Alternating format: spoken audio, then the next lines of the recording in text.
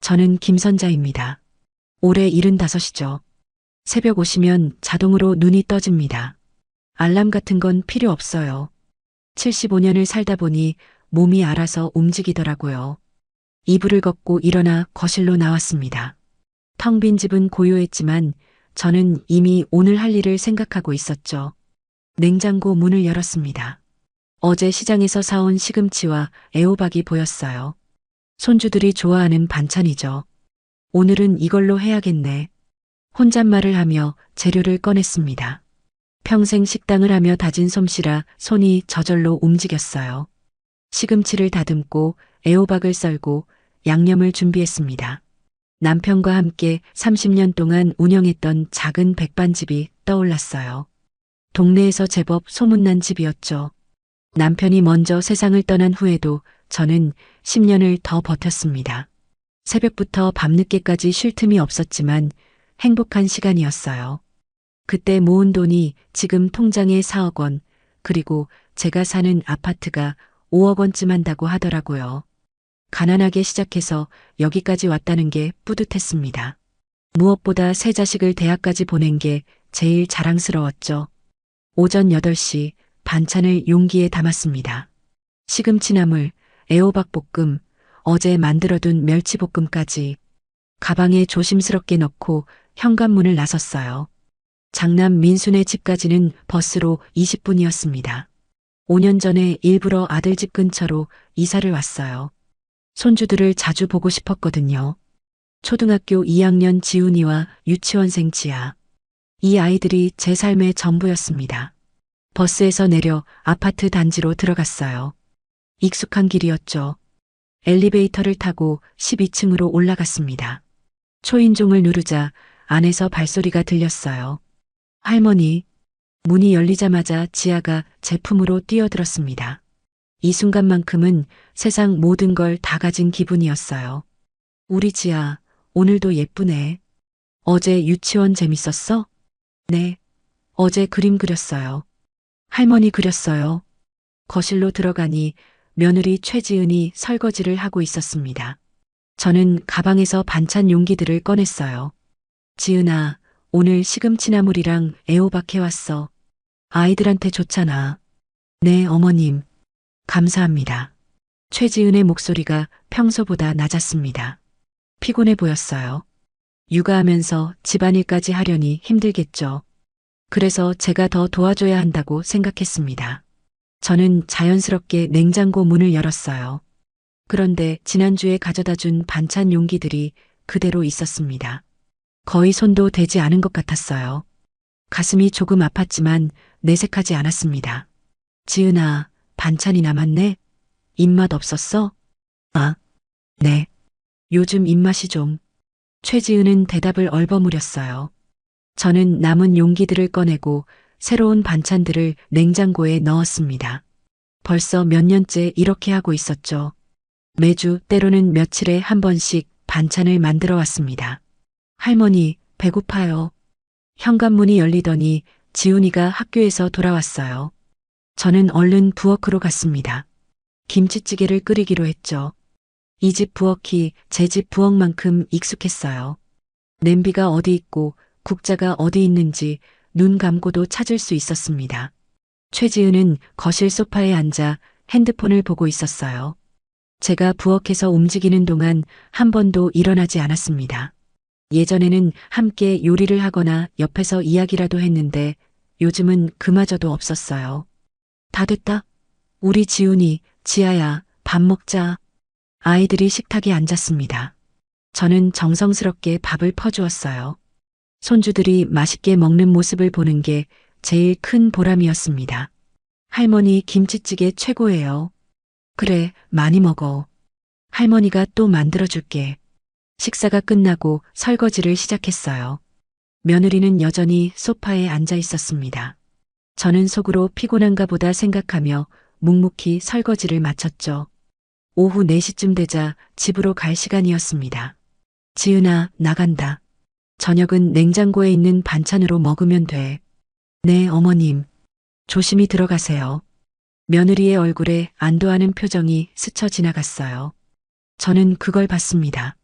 하지만 무슨 의미인지 알 수 없었죠. 버스를 타고 집으로 돌아왔습니다. 창밖을 바라보며 손주들 얼굴을 떠올렸어요. 행복했습니다. 하지만 마음 한편이 무거웠어요. 요즘 최지은의 태도가 조금씩 달라지는 것 같았거든요. 그래도 내가 더 잘해주면 되겠지. 저는 스스로를 다독였습니다. 가족이란 서로 이해하고 양보하는 거니까요. 시간이 지나면 며느리도 제 마음을 알아줄 거라고 믿었어요. 집에 도착해서 냉장고를 열어봤습니다. 다음에는 뭘 해갈까 고민했죠. 멸치국수를 끓여가면 아이들이 좋아할 것 같았어요. 그날 밤 저는 평화로운 마음으로 잠들었습니다. 제 일상이 곧 산산조각 날 거라는 사실도 모른 채요. 며칠 후의 아침도 똑같이 시작됐습니다. 새벽에 일어나 멸치국수를 준비했어요. 멸치 육수를 우려내고 애호박을 썰었죠. 손주들이 좋아하는 메뉴였습니다. 오늘은 이거면 충분히 좋아하겠지. 혼자 중얼거리며 육수를 냈어요. 용기에 담아서 가방에 넣고 집을 나섰습니다. 버스 안에서 창밖을 보며 생각했어요. 며칠 전에 봤던 며느리의 표정이 자꾸 떠올랐습니다. 뭔가 불편해 보였거든요. 내가 너무 자주 가나? 잠깐 그런 생각이 들었지만 곧 고개를 저었어요. 아니야, 손주들을 돌봐주는 건데. 며느리한테 도움이 되는 일인데 뭐가 문제겠어요. 민수네 집 앞에 도착했습니다. 초인종을 눌렀어요. 문이 열리고 지아가 반겼지만 오늘은 좀 달랐어요. 최지은이 현관에 서 있었습니다. 평소와 다른 표정이었죠. 어머님 오셨어요. 목소리가 차가웠어요. 뭔가 이상했습니다. 응, 오늘 멸치 육수 해왔어. 아이들이 좋아하잖아. 면만 따로 삶으면 될 거야. 저는 신발을 벗으며 말했어요. 그리고 부엌으로 향했습니다. 냉장고 문에 손을 뻗었죠. 어제 넣어둔 반찬 용기를 빼고 오늘 것을 넣으려고요. 바로 그 순간이었습니다. 어머님, 며느리의 목소리가 들렸어요. 돌아보니 핸드폰을 들고 있었습니다.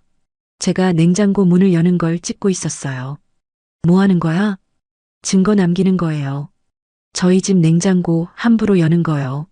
순간 숨이 막혔습니다. 귀를 의심했어요. 무슨 소리야? 나는 반찬 넣으려고. 제 목소리가 떨렸습니다.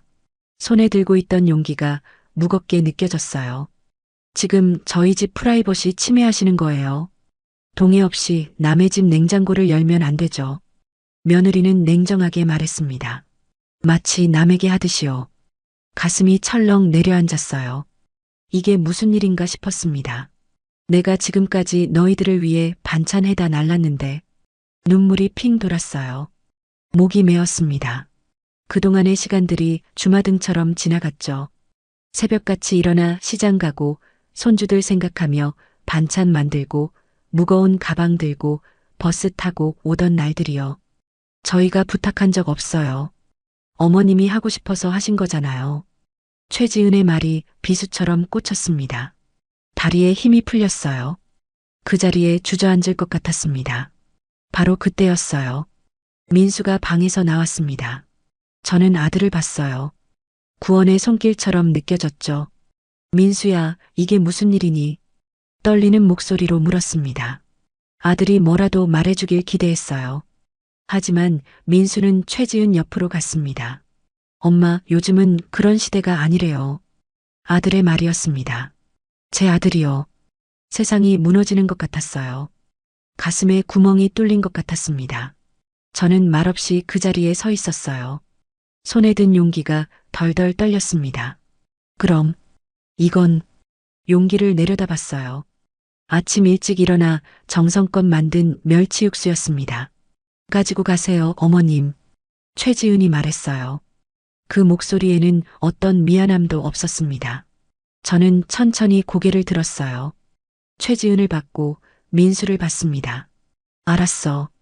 겨우 그 말만 했어요. 더 이상 말이 나오지 않았습니다. 용기를 다시 가방에 넣었어요. 냉장고 문은 그대로 닫혀 있었습니다. 신발을 신으려는데 지아가 달려왔어요. 할머니, 어디 가요? 할머니, 집에 가야 해. 목소리가 갈라졌습니다. 지하 앞에서 울 수는 없었어요. 벌써요? 밥은요?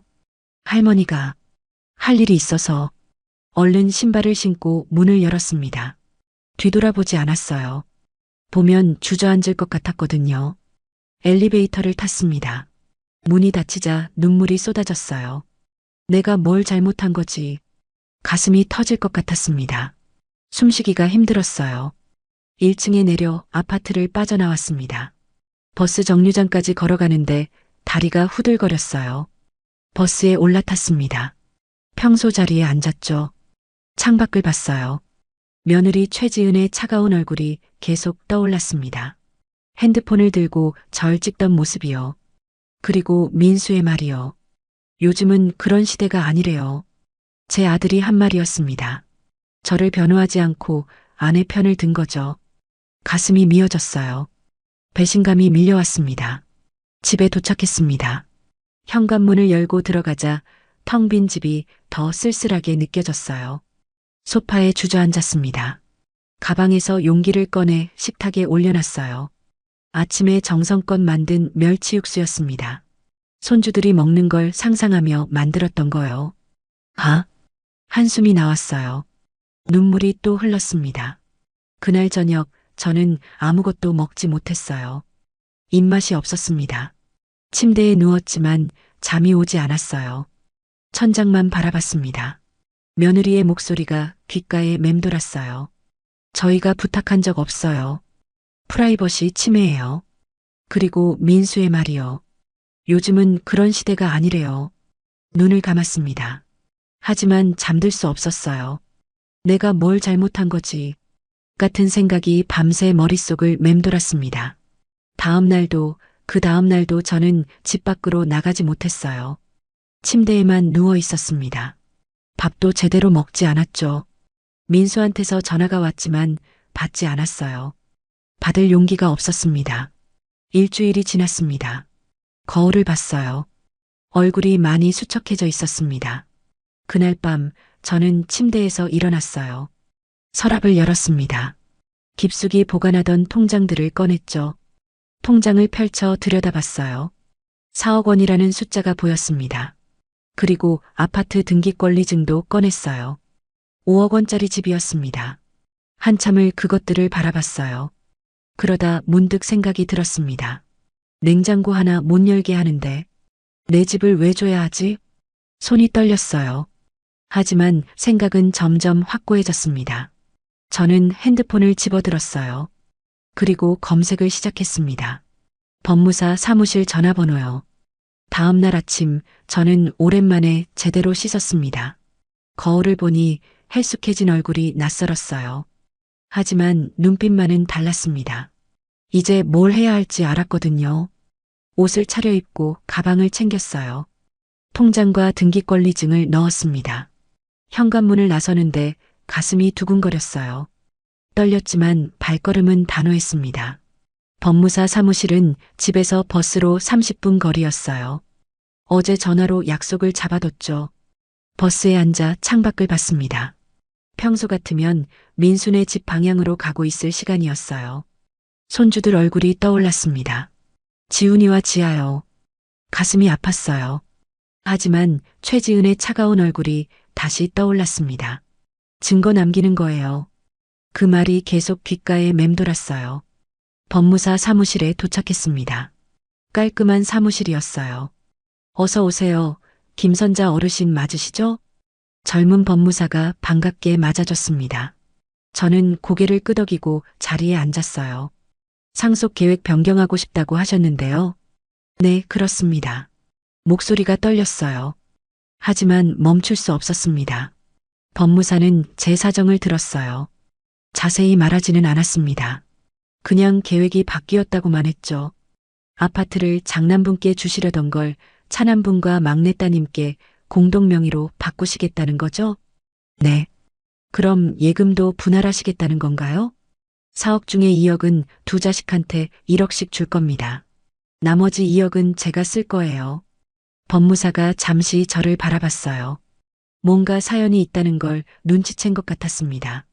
정말 확실하신 거죠? 나중에 다시 바꾸시기는 어려우실 수 있어요. 확실합니다. 저는 단호하게 대답했어요. 망설임이 없었습니다. 서류 작성을 시작했습니다. 손이 떨렸어요. 하지만 한 글자 한 글자 적어 나갔습니다. 1시간쯤 지났을까요? 모든 서류 작성이 끝났어요. 이제 등기 절차만 진행하시면 됩니다. 일주일 정도 걸릴 거예요. 알겠습니다. 사무실을 나왔습니다. 밖은 화창했어요. 하지만 제 마음은 복잡했습니다. 이게 맞는 걸까? 잠깐 그런 생각이 들었어요.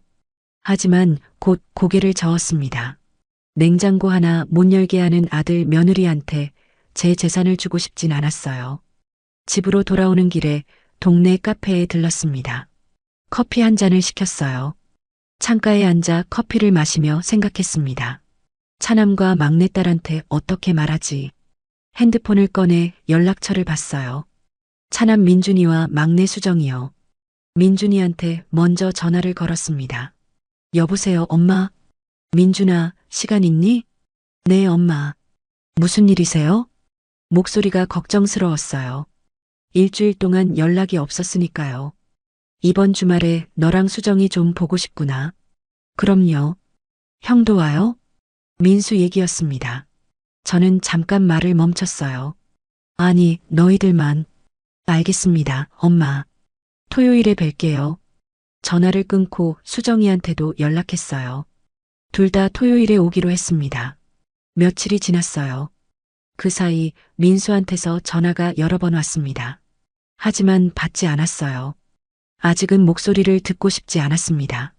토요일이 됐어요. 민준이와 수정이가 집에 왔습니다. 엄마 안 좋아 보이세요? 어디 편찮으세요? 수정이가 제 손을 잡으며 물었어요. 걱정스러운 얼굴이었습니다. 괜찮아. 앉아라. 세 명이 거실 소파에 앉았어요. 저는 차를 내왔습니다. 엄마, 형님이랑 무슨 일 있으셨어요? 민준이가 조심스럽게 물었어요. 역시 눈치를 챘나 봅니다. 저는 그 일을 얘기했어요. 냉장고 문을 열다가 최지은한테 들었던 말들을요. 뭐라고요? 증거를 남긴다고요? 수정이가 놀라서 말했습니다. 언니가 진짜 너무했네요. 엄마가 얼마나 정성껏 해주셨는데. 민준이도 화가 난 듯 했어요. 그래서 말인데, 저는 가방에서 서류를 꺼냈습니다. 엄마가 결정한 게 있어. 두 사람이 저를 바라봤어요. 원래는 민수한테 이 집을 주려고 했었어. 너희들은 예금을 나눠 갖고. 네, 알고 있어요. 그런데 계획을 바꿨어. 이 집은 너희 둘이 공동으로 갖는 거야. 민준이와 수정이가 눈이 휘둥그레졌어요. 엄마, 그게 무슨... 그리고 예금 4억 중에 너희한테 1억씩 줄 거야. 지금 바로. 엄마, 그럼 형은요? 수정이가 물었습니다. 민수는 없어. 냉장고도 못 열게 하는데 내 집을 왜 줘야 하니? 제 목소리는 담담했어요. 이미 결정한 일이었습니다. 엄마, 형이 너무하긴 했지만. 민준이가 말을 이었어요. 엄마, 다시 생각해 보세요. 형이 사과라도 하면. 아니야. 이미 결정했어. 저는 단호하게 말했습니다. 두 사람은 서로를 바라봤어요. 당황한 표정이었습니다. 형한테는 말씀하셨어요? 아직? 곧 알게 되겠지. 수정이가 제 손을 꼭 잡았어요. 엄마, 저희는 괜찮아요. 오빠한테 주세요. 아니야. 이미 법무사 사무실에서 다 처리했어. 민준이가 한숨을 쉬었습니다. 형이 많이 서운해할 텐데. 그건 걔가 감수해야지. 저는 차를 한 모금 마셨어요. 너희들은 엄마한테 잘해줬어. 그러니까 이제 너희가 받아야 해. 두 사람은 더 이상 말하지 않았어요. 제 결심이 확고하다는 걸 알았을 겁니다. 그날 저녁 민준이와 수정이는 걱정스러운 얼굴로 집을 나섰어요. 저는 혼자 남았습니다. 창밖을 바라봤어요. 이제 민수가 알게 되겠죠. 그리고 찾아올 겁니다. 하지만 저는 흔들리지 않을 거예요. 냉장고 하나 못 열게 한 대가를 치러야 합니다. 그날 밤 저는 오랜만에 푹 잤어요. 마음이 후련했습니다. 월요일 아침이었습니다. 법무사 사무실에서 전화가 왔어요. 어르신, 등기 서류 준비 다 됐습니다. 오셔서 최종 확인하시면 돼요. 알겠습니다. 오늘 갈게요. 전화를 끊고 옷을 갈아입었어요. 오늘로 모든 게 정리되는 겁니다. 법무사 사무실에 도착해서 서류들을 확인했어요. 아파트 명의가 민준이와 수정이 공동 명의로 바뀌는 서류였습니다. 여기 서명하시면 됩니다. 펜을 들었어요. 손이 떨렸습니다. 하지만 주저하지 않았어요. 김선자. 제 이름을 또박또박 적었습니다. 이제 은행 가셔서 증여 절차만 밟으시면 다 끝나요. 감사합니다. 사무실을 나와 바로 은행으로 향했어요. 집 근처 은행 지점이었습니다. 창구 직원에게 상황을 설명했어요. 자녀분들께 각각 1억씩 증여하시는 거죠? 네, 그렇습니다. 서류를 작성하는데 30분쯤 걸렸어요. 민준이와 수정이 계좌로 1억씩 이체했습니다. 통장을 보니 4억이 2억으로 줄어 있었어요. 이상하게 속이 후련했습니다. 은행을 나오는데 핸드폰이 울렸어요. 민수였습니다. 이번엔 받았어요. 어차피 알게 될 일이었으니까요. 여보세요. 엄마, 지금 어디세요? 목소리가 급했어요. 뭔가 알고 있는 것 같았습니다. 밖에 볼일 보고 있어. 엄마, 집이 제 이름으로 안 넘어온다는 게 무슨 얘기예요? 역시 알고 있었어요. 아마 부동산에서 소문을 들었겠죠. 그래, 내 마음을 바꿨다. 엄마, 민수의 목소리가 높아졌습니다. 그 집은 제가 나중에 들어가서 살려고 했잖아요. 귀가 멍했어요. 하지만 저는 차분하게 대답했습니다. 내 마누라가 내 냉장고 열지 말래. 그럼 내 집도 너희가 만질 필요 없겠지. 엄마, 그게 그렇게 큰일이었어요? 지은이가 그때 좀 예민했던 거예요. 예민해서 남의 어머니를 무시해도 되는 거니? 무시가 아니라. 됐어. 이미 다 정리했어. 민준이랑 수정이 공동 명의로 넘어갔어. 뭐라고요? 민수가 말을 잃었어요. 잠시 침묵이 흘렀습니다. 엄마, 지금 장난하시는 거죠? 장난 아니야. 예금도 둘한테 1억씩 줬어. 그럼 저는요? 저는 아무것도 못 받는 거예요? 목소리에 당황이 묻어났어요. 그래. 너는 없어. 엄마. 민수가 소리쳤습니다. 하지만 저는 흔들리지 않았어요. 너희 가족끼리 잘 살아라. 나는 동생들이 챙겨줄 거니까. 전화를 끊어버렸습니다. 손이 떨렸어요. 하지만 후회는 없었습니다. 집으로 돌아오는 길에 부동산에 들렀어요. 원룸을 알아보려고요. 원룸을 알아보는 이유는 더 이상 장남집 근처에서 살기가 싫었습니다. 이참에 이 집을 미리 상속을 해주고 저 혼자 다른 곳에 가서 장남을 잊고 맘 편히 살고 싶었어요. 집이 작더라도 말이죠. 어르신, 이 근처 원룸 찾으세요? 네, 월세 50만 원 정도면 돼요. 아, 괜찮은 곳 있습니다. 한번 보실래요? 부동산 사장님과 함께 원룸을 보러 갔어요. 깔끔한 곳이었습니다. 작지만 혼자 살기엔 충분했어요. 여기로 할게요. 네, 계약서 준비하겠습니다. 계약금을 냈어요. 다음 주에 이사하기로 했습니다. 집에 돌아왔습니다. 큰 아파트가 갑자기 낯설게 느껴졌어요. 곧 민준이와 수정이 명의가 될 집이었으니까요. 소파에 앉아 생각했습니다. 잘한 걸까? 하지만 최지은의 얼굴이 떠오르자 확신이 들었어요. 냉장고도 못 열게 하는 집에서 대접받으며 살 수는 없었습니다. 저녁 무렵 초인종이 울렸어요. 문을 열자 민수가 서 있었습니다. 얼굴이 상기되어 있었어요. 엄마, 들어가도 돼요? 들어와. 민수가 현관에 들어섰습니다. 최지은은 없었어요. 거실로 들어가 마주 앉았어요. 엄마, 진짜 그러실 거예요? 민수의 목소리가 떨렸습니다. 그래. 저도 엄마 아들인데 왜 이러세요? 내가 날 아들로 생각했으면 그 상황에서 날 감싸줬어야지. 그건 민수가 말을 잇지 못했어요. 내 마누라가 핸드폰으로 날 찍을 때 뭐 했니? 옆에서 가만히 있었잖아. 죄송해요, 엄마. 요즘은 그런 시대가 아니라고. 그 말 기억하니?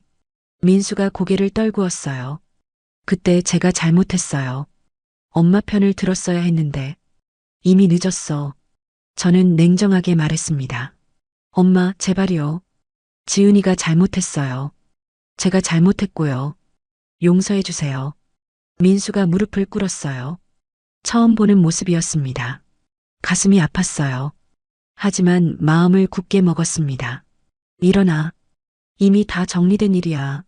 엄마, 너 결혼할 때 엄마가 얼마나 도와줬니? 전세금도 보태주고 애들 낳을 때도 병원비 다 냈잖아. 알아요, 엄마. 그동안 반찬에다 나른 게 몇 년이니? 매주, 아니, 며칠에 한 번씩 말이야. 목소리가 떨렸어요. 새벽같이 일어나서 시장 가고, 반찬 만들고, 무거운 가방 들고, 버스 타고 갔어. 죄송해요, 엄마. 그런데 냉장고 하나 못 열게 하더라. 증거 남긴다면서 사진까지 찍고, 눈물이 핑 돌았습니다. 하지만 참았어요. 엄마, 지은이가 진짜 미안해하고 있어요. 그때 너무 스트레스 받고 예민해서. 스트레스 받으면 시어머니한테 그래도 돼? 아니에요. 잘못했어요. 민수가 머리를 조아렸어요. 지은이 데려올까요? 직접 사과하게. 필요 없어. 저는 자리에서 일어났습니다. 이제 가봐. 나 피곤해. 엄마, 제발. 가. 단호하게 말했어요. 민수는 더 이상 말하지 못했습니다. 민수가 나간 후 저는 소파에 주저앉았어요. 가슴이 터질 것 같았습니다. 아들이 무릎 꿇는 모습을 보는 게 쉽지 않았어요. 하지만 돌이킬 수 없었습니다. 그날 밤 저는 짐을 싸기 시작했어요.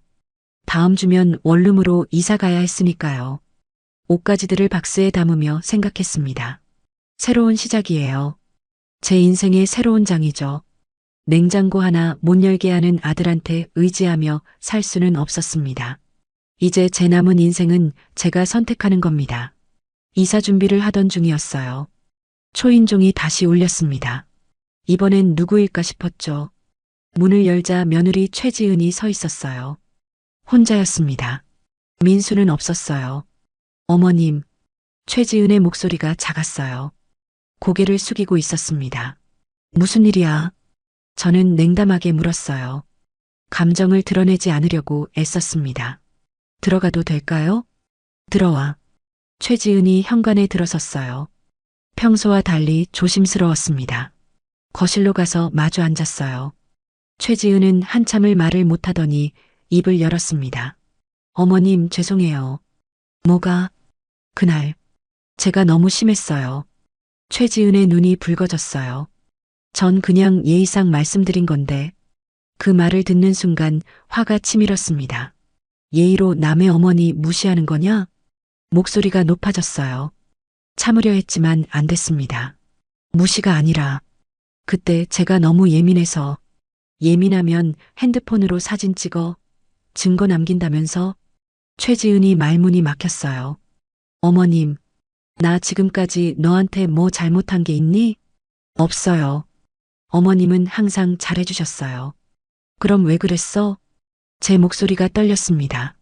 억눌렀던 감정이 터져나왔어요. 매일같이 반찬해가고 애들 돌봐주고 청소하고 빨래하고 그게 다 누구 좋으라고 한 건데. 죄송해요, 어머님. 최지은이 눈물을 흘렸습니다. 하지만 저는 마음이 움직이지 않았어요. 너희가 부탁한 적 없다고 했지? 내가 하고 싶어서 한 거라고. 그때 제가 잘못 말했어요. 너무 죄송해요. 미안하다고 다야? 그 말 한마디에 내가 얼마나 가슴 아팠는지 아니? 목이 메었어요. 눈물이 핑 돌았습니다. 일주일 내내 밥도 못 먹고 누워만 있었어. 내가 뭘 잘못했나 싶어서. 정말 죄송해요. 제가 어머님의 사랑을 몰라봤어요. 최지은이 고개를 조아렸어요. 하지만 저는 이미 마음을 굳게 먹은 상태였습니다. 이제 와서 미안하다고 해봤자 소용없어. 어머님, 제발 한 번만 용서해 주세요. 용서는 해. 그런데 제사는 못 줘. 제사는 상관없어요. 그냥 예전처럼 지낼 수만 있다면. 예전처럼? 저는 쓴웃음을 지었어요. 냉장고도 못 열게 하던 사람이 무슨 예전처럼이야. 최지은이 아무 말도 못했습니다. 이미 다 정리했어. 집은 민준이랑 수정이 거고 예금도 나눠줬어. 알고 있어요.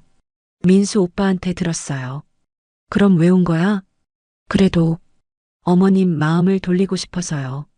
최지은의 목소리가 간절했어요. 안 돼. 이미 법적으로 다 처리됐어. 그럼 어머님은 어떻게 사실 건데요? 원룸 구했어. 다음 주에 이사가. 원룸이요? 최지은이 놀란 표로 저를 봤어요. 왜 이상해? 냉장고도 못 열게 하는데 큰 집에서 뭐하러 살아? 어머님, 이제 내 인생은 내가 선택하는 거야. 너희한테 의지하면서 살지 않을 거야. 최지은이 울먹였습니다. 애들은요? 지훈이랑 지아는 할머니 보고 싶어 해요. 가슴이 철렁했어요. 손주들 얘기가 나오니 마음이 흔들렸습니다. 하지만 참았어요. 애들은 가끔 보지 뭐. 할머니가 안 계시면 애들이 얼마나 슬퍼할지 아세요? 그건 내가 해결할 문제야. 냉정하게 말했습니다. 최지은은 한참을 울다가 일어났어요. 정말 방법이 없는 건가요? 없어. 알겠습니다. 최지은이 현관으로 향했습니다. 신발을 신으며 돌아봤어요. 어머님, 정말 죄송했어요. 제가 너무 어리석었어요. 문이 닫혔습니다. 저는 소파에 주저앉았어요. 손주들 얘기가 계속 머릿속을 맴돌았습니다. 하지만 돌이킬 수 없었어요. 이틀 후 민준이와 수정이가 함께 찾아왔습니다. 엄마, 형 집 상황 들었어요. 민준이가 걱정스러운 얼굴로 말했어요. 응, 지은이가 다녀갔더라. 엄마, 형이 정말 반성하고 있대요. 수정이가 말했습니다. 그래도 늦었어. 엄마, 저희는 괜찮아요. 형한테 다시 돌려주세요. 민준이가 간곡하게 말했어요. 아니야. 이미 결정한 일이야. 근데 엄마가 원룸으로 이사 가신다고요? 그래, 다음 주에. 안 돼요, 엄마. 저희가 모실게요. 수정이가 제 손을 잡았습니다. 아니야. 나 혼자 살 거야. 2억 있으니 충분해. 엄마, 너희들은 너희 가정 꾸리고 나는 내 삶 살 거야. 두 사람은 더 이상 말리지 못했어요. 정 그렇다고 하시면 자주라도 찾아뵐게요. 그래, 그렇게 해. 며칠 후 이사 날이 됐습니다. 짐이 많지 않았어요. 옷가지랑 생필품 정도였습니다. 민준이와 수정이가 도와주러 왔어요. 엄마, 집이 정말 작네요. 수정이가 원룸을 둘러보며 말했습니다. 혼자 살기엔 딱 좋아. 엄마, 필요한 거 있으면 언제든지 연락하세요. 민준이가 말했습니다. 알았어. 너희 가봐. 바쁠 텐데. 두 사람이 나간 후 저는 혼자 남았어요. 작은 원룸이 갑자기 넓게 느껴졌습니다. 창밖을 봤어요. 예전 집에서 보던 전망과는 달랐습니다. 하지만 이제 제 집이었어요. 제 선택이었죠. 핸드폰이 울렸습니다. 민수였어요. 받지 않았습니다. 아직은 목소리를 듣고 싶지 않았어요. 문자가 왔어요. 엄마, 이사 잘하셨어요? 주소 좀 알려주세요. 읽고 답장하지 않았습니다. 그날 밤 저는 새 집에서 첫날 밤을 보냈어요. 낯설었지만 자유로웠습니다. 저는 저의 결정이 잘한 거라고 스스로를 다독였습니다. 하지만 가슴 한편이 텅 빈 것 같았어요. 손주들 얼굴이 자꾸 떠올랐습니다. 지훈이와 지아 말이에요. 눈물이 흘렀어요. 이게 맞는 걸까? 하지만 돌아갈 수는 없었습니다. 이미 건넌 강이었어요. 원룸으로 이사한 지 일주일이 지났습니다. 매일이 고요했어요. 혼자 밥 먹고, 혼자 TV 보고, 혼자 잠들었습니다. 자유로웠지만 외로웠어요. 토요일 아침이었습니다. 초인종이 울렸어요. 누구지 싶어 문을 열었죠. 장남 민수와 지은, 그리고 지훈이와 지아가 서 있었습니다. 할머니, 지훈이와 지아가 소리쳤어요. 제 품으로 달려들었습니다. 가슴이 뭉클했어요. 한 달 만에 보는 손주들이었습니다. 할머니, 보고 싶었어요. 지아가 제 허리를 꼭 안았어요. 할머니도 보고 싶었어? 목이 메었습니다. 눈물이 나올 것 같았어요. 민수와 지은이 무릎을 꿇었습니다. 원룸 현관에서요. 엄마, 용서해 주세요. 민수의 목소리가 떨렸어요. 어머님, 정말 죄송했습니다. 최지은도 고개를 조아렸습니다. 일어나. 애들 보는데 그게 뭐야? 안 일어날 거예요. 엄마가 용서해 주실 때까지. 민수가 단호하게 말했어요. 지훈이와 지아가 울먹이기 시작했습니다. 할머니, 아빠랑 엄마 용서해 주세요. 잘못했어요. 지훈이가 말했어요. 애들까지 뭘. 저는 당황했습니다. 손주들이 이렇게 말하니 마음이 약해졌어요. 엄마, 제가 아들로서 제대로 못 지켜드렸습니다. 민수가 머리를 숙였어요. 그날 엄마 편을 들었어야 했는데 저는 방관자처럼 서 있었어요. 지은이도 저도 잘못했습니다. 진심으로 사죄드려요. 최지은이 눈물을 흘리며 말했습니다. 제가 너무 예민했어요. 어머님의 사랑을 몰라봤어요. 어머님이 매일 해주시던 반찬들, 돌봐주시던 시간들이 얼마나 소중했는지 이제야 알았어요. 제 눈에서도 눈물이 흘렀습니다. 한 달 동안 쌓였던 감정들이 터져나왔어요. 너희들이 날 얼마나 아프게 했는지 아니. 알아요, 엄마. 정말 죄송해요. 민수가 고개를 들었어요. 눈이 붉게 충혈되어 있었습니다. 재산은 이미 정리했으니 바꿀 수 없다. 제가 말했어요. 괜찮아요, 엄마. 재산은 정말 상관없어요. 저희는 그냥 어머니랑 예전처럼 지내고 싶어요. 최지은이 간곡하게 말했습니다. 하지만 손주들은 보고 싶구나. 제가 지훈이와 지아를 바라봤어요. 두 아이가 환하게 웃었습니다. 할머니, 그럼 우리 자주 와도 돼요? 그래, 자주 오너라. 민수와 최지은이 일어났어요. 엄마, 감사합니다. 감사는 무슨.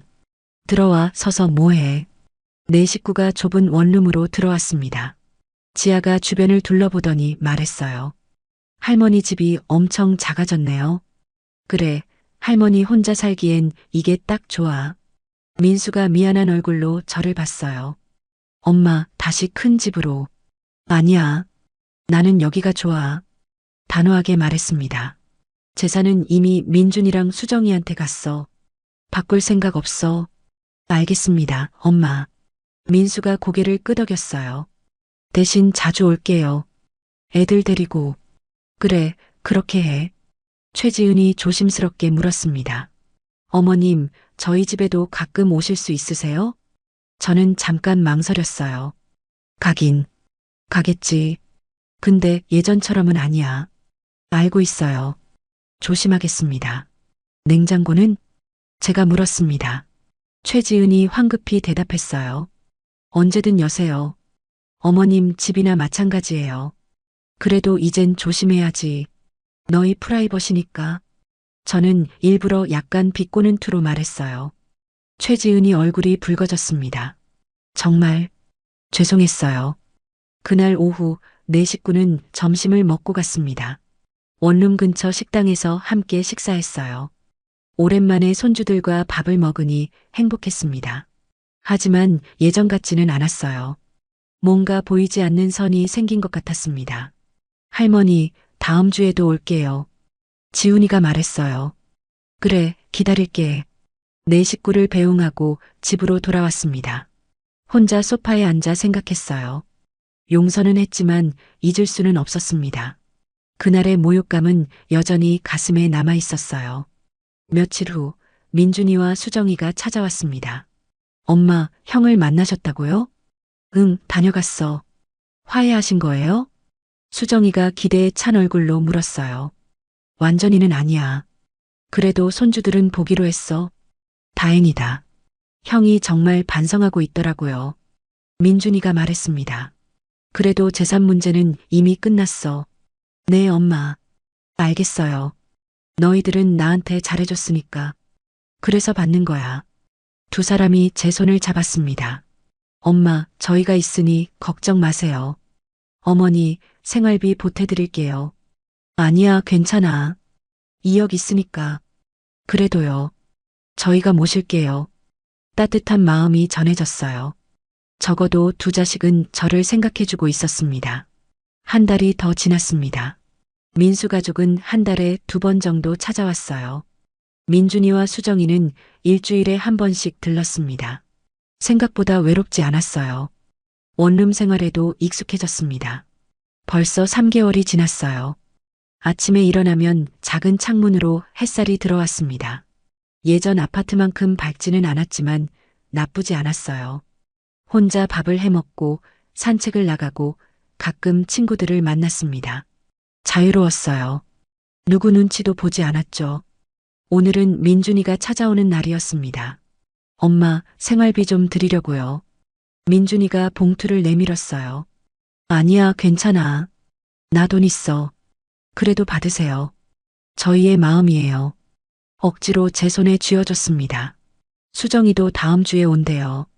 반찬 만들어 온다고 하네요. 그래, 고맙구나. 민준이가 나간 후 저는 통장을 꺼내봤습니다. 2억 원이 그대로 있었어요. 한 달에 100만 원 정도 쓰니까 오래 갈 거예요. 민준이와 수정이가 생활비를 보태주니 더 여유로웠습니다. 다음 날 민수네 집에서 전화가 왔어요. 지훈이었습니다. 할머니, 이번 주 토요일에 올 수 있어요? 무슨 일이니? 제 생일이거든요. 할머니랑 같이 보내고 싶어요. 가슴이 뭉클했어요. 그래, 할머니가 갈게. 정말요? 와, 엄마. 할머니 온대요. 뒤에서 최지은의 목소리가 들렸습니다. 어머님, 감사합니다. 토요일에 뵐게요. 전화를 끊었어요. 손주 생일을 어떻게 안 갈 수 있겠어요. 토요일이 됐습니다. 오랜만에 민수네 집에 가는 거였어요. 이사 온 후 처음이었습니다.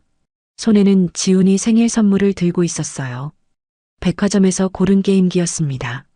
버스를 타고 익숙한 길을 갔어요. 5개월 만이었습니다.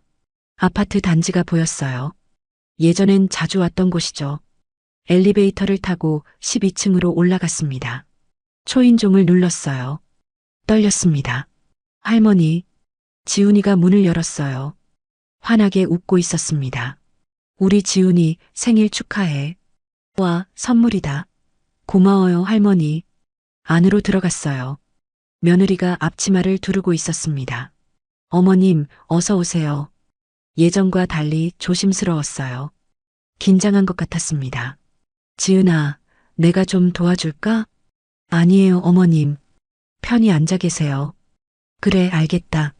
거실 소파에 앉았습니다. 낯설었어요. 예전엔 제 집처럼 편했었던 곳이 말이죠. 지아가 옆에 와서 앉았어요. 할머니, 요즘 뭐해요? 할머니, 그냥 집에서 TV 보고 친구들 만나고 그래. 심심하지 않으세요? 아니야, 괜찮아. 민수가 회사에서 돌아왔습니다. 엄마 오셨어요. 오시느라 힘드셨죠? 아니야, 괜찮아. 어색한 대화가 오갔어요. 저녁 식사 시간이 됐습니다. 식탁에 둘러앉았어요. 미역국과 잡채, 불고기가 차려져 있었습니다. 어머님, 맛있게 드세요. 최지은이 밥을 퍼줬어요. 고맙다. 식사를 하는데 시선이 자꾸 냉장고로 갔어요. 그날의 기억이 떠올랐습니다. 증거 남기는 거예요. 가슴이 답답해졌어요. 할머니, 케이크 먹어요. 지훈이가 소리쳤습니다. 케이크에 초를 꽂고 있었어요. 그래, 먹자. 초를 끄고 케이크를 나눠 먹었습니다. 오랜만에 가족들과 함께였지만 예전 같지 않았어요. 보이지 않는 벽이 있었습니다. 저녁 식사가 끝나고 일어났어요. 나 이제 갈게. 벌써요, 할머니? 더 있다 가요. 지훈이가 아쉬워했습니다. 할머니 집에 가야지. 늦으면 버스 없어. 제가 태워드릴게요, 엄마. 민수가 말했어요. 아니야, 버스 타고 갈게. 그래도 괜찮아. 현관에서 신발을 신었습니다. 최지은이 조심스럽게 말했어요. 어머님, 반찬 좀 싸드릴까요? 순간 멈칫했어요. 아니야, 괜찮아. 그래도 필요 없어. 나 혼자 잘 해먹는다. 냉정하게 말하고 문을 나섰습니다. 엘리베이터를 타고 내려오는데 눈물이 났어요. 원룸 문을 열고 들어가니 텅 비어 있었어요. 소파에 앉아 한참을 있었습니다. 손주들 얼굴이 떠올랐어요. 보고 싶었습니다. 하지만 예전처럼 자주 볼 수는 없었어요. 핸드폰이 울렸습니다. 수정이었어요. 엄마, 내일 갈게요. 반찬 만들어 갈게요. 그래, 고맙다. 엄마, 괜찮으세요? 오늘 오빠네 다녀오셨죠? 응, 다녀왔어. 힘드셨죠? 아니야, 괜찮아. 거짓말이었어요. 힘들었습니다. 하지만 제 선택이었죠. 다음 날 수정이가 반찬을 가득 들고 왔어요. 엄마, 이거 냉장고에 넣을게요. 수정이가 자연스럽게 냉장고를 열었습니다. 아무렇지 않게요. 그 모습을 보니 눈물이 났어요. 이게 정상이었습니다. 가족이니까요. 엄마, 왜 우세요? 아니야, 괜찮아. 수정이가 저를 안아줬어요. 엄마, 저희가 있잖아요. 그래, 고맙다. 몇 달 전 일을 다시 곰곰이 생각해 봤습니다. 지금 생각하면 잘한 결정이었어요. 2억으로 편안하게 살고 있고 민준이와 수정이가 저를 챙겨줬죠. 민수네 가족도 가끔 만나고요. 완벽하지는 않았지만 나쁘지 않았습니다. 제 인생의 마지막은 제가 선택하는 거예요. 누구 눈치 보지 않고 당당하게요. 이게 내 선택이야. 혼잣말을 하며 불을 껐습니다. 작은 원룸이었지만 제 집이었어요. 자유로운 공간이었죠. 그렇게 저는 제 방식대로 평온한 노년을 보내고 있습니다. 냉장고 하나가 바꾼 인생이지만 후회하지 않아요. 이제는 제가 제 인생의 주인이니까요.